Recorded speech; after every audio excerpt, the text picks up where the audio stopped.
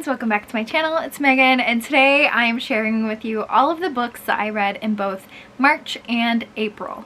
So I have about 20 books here. I read 12 in March and 8 in April, and both were fairly slowish months for me, but I do think I found some new favorites for sure. So without further ado, let's jump into March. Kicking off March with the graphic novels and manga, I read Attack on Titan Volume 1. I remembered that the final season of Attack on Titan was releasing. As always, it didn't actually end up being the final season, so the final season is still yet to be determined and yet to come. But they did release a 1-hour special on what the next series of events was, so I wanted to read the manga because I'd never read it. I'd only watched the anime, so I'm reading the manga right now while also watching the anime alongside it. That's why I only read one volume, because I didn't have a ton of time to watch the anime, so I watched the episodes that contains volume 1 in March. Then I read Almost American Girl. This was a really fun read, and it is the self-told story of Robin Ha and her immigration from South Korea to America, and how she felt like she didn't really fit in either place, and she was just this in-between culture, race, ethnicity, whatever you want to call it, and she was just struggling to fit in. I thought it was a very important read, and I think that this should definitely be a book read in schools, so I highly recommend it. And then I read Presents by Amy Cuddy. This was given to us by my boss in a conference style format. He gave this to everyone that was at the conference to read, and it was super interesting. It's all about the woman who came up with the superhero pose and how you should stand like a superhero before a big meeting or interview or presentation, and it'll exude confidence. And it goes into how our physical reactions, or not reactions, but physical movements, I don't know what the correct term would be, is actually a better indicator of our mood than our actual emotions. So for example, we aren't crying because we're sad because we're crying. So our physical indicators make us sad. So if I'm starting to cry, I'm going to feel more sad than if I forced myself to smile. So by standing in that Superman pose, I'm going to feel more confident than if I would sit hunched or closed in. And I just thought it was a really interesting book all about those facts and statistics. Speaking of facts and statistics, I think it did a good job of balancing the analytical side with the storytelling side. Next, I read Vial of Tears by Kristen Bashara. This is a Lebanese underworld mythology telling. It was super interesting and I really enjoyed it. It did have aspects that I wasn't super enthralled with, but I do think it was a really fun novel overall. My biggest gripe was that our main character was way too invested in her sister, who wasn't even part of the story. The sister just kept being the damsel in distress over and over and over, and it just kind of got a little bit tiring after a while, and I wanted to see more character from our main character and more build up, I guess, rather than just this constant I need to save my sister, I need to save my sister, I need it just kind of got repetitive. I think that was my biggest gripe, but overall it was a really cool story. Then I read 4 of the books in the Jasmine Guillory Wedding Party or Wedding Date or whatever it's called series. So we have The Wedding Date, The Proposal, The Wedding Party, and Royal Holiday are the 4, I know how to count, are the 4 that I read in March.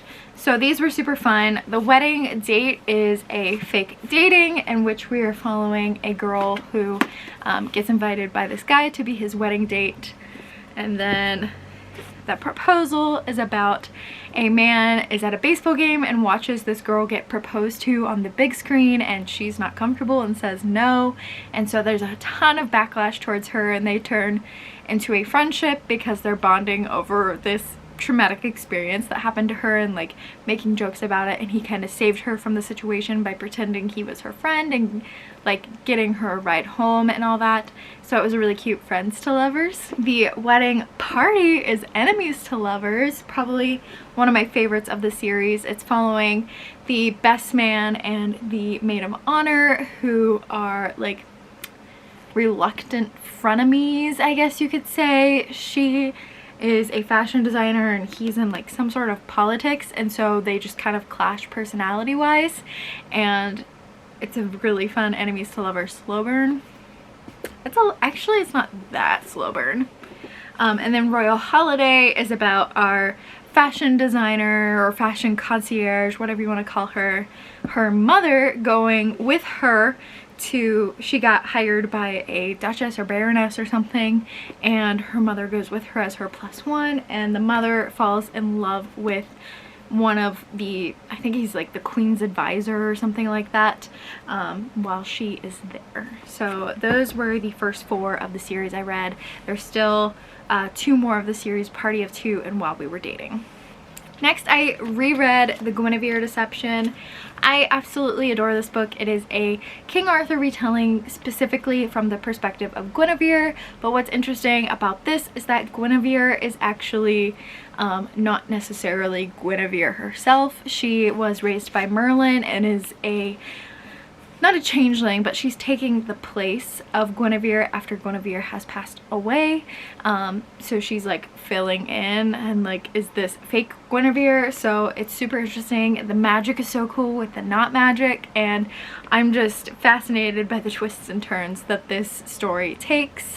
Then I read People We Meet on Vacation, and Emily Henry does it again. I just adore Emily Henry's work. This one we are following a young friends couple situation. They were friends in college and they always went on these extravagant and or kind of adventurous vacations together every summer. That was their thing. And then one summer something happened that led to them separating and not talking for several years, until one day Poppy, who is a vacation blogger, needs a +1, and so she invites Alex to try to rekindle the friendship.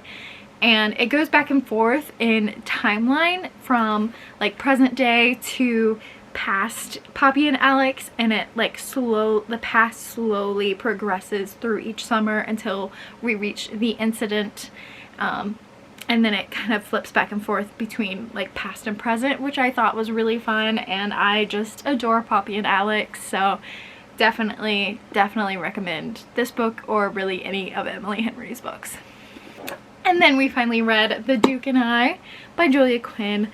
As you know, this is something that I have been putting off for quite some time, and I finally got to it. I finally read it. I finally unboxed the Once Upon a Book Club gifts. Now I only have, I think, 7 more books to go. I think there's 8 of the Bridgerton series, so only 7 more to go. We're fine. But this was so good. I think that the TV show actually did a really recommendable job of portraying this novel and adapting this novel. But if you want to read more, if you want to see or hear more of my thoughts, you can check out the vlog up above of me actually reading and reviewing this book and unboxing the Once Upon a Book Club boxes. And finally, for March, I read Crescent City. Oh my good golly gosh, you guys. I am not a huge like urban fantasy fan, so I wasn't sure how I was gonna feel about this, because it is somewhat set in a human-esque world and a human-esque like situation, and with like the true crime murder mystery girl working in the city, that sort of vibe. So I wasn't sure how I was gonna feel about it, and admittedly it was fairly slow in the beginning, and I was like not sure how much longer I was gonna make it. But when it got good, it got good. Like, it really turned on, and I just like, I think I finished like the last third of the book in like one sitting, because it got that good and towards the end, whereas before I was reading like 25 pages here, 10 pages here, like 2 chapters here, just back and forth, like trying to get through it, slogging through it, and then it just like switched on a flip and it got so good, and I adored it. So if you're like slogging through this one, just wait for that flip, because it comes. I promise. It gets really good. And now on to the April books. We have 8 books here. We'll kick off the same way with our graphic novel manga. This time we only have 1, which was Attack on Titan Volume 2. Shocker how we go from 1 to 2. So same gist here. I am reading while watching the anime, and I have, I don't think I've quite completed all the way through the volumes of, or the episodes of volume 2 on the anime, which is why I haven't gotten to volume 3 yet. But we're getting close. Let me see where this one ends off. Okay, yeah, we're probably like 2 episodes away from finishing this one. There's a little bit more episode than there is manga, just because of like filler.